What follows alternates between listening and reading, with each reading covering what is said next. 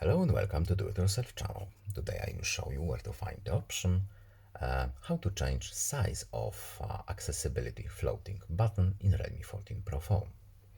First of all, we need to go to our phone settings.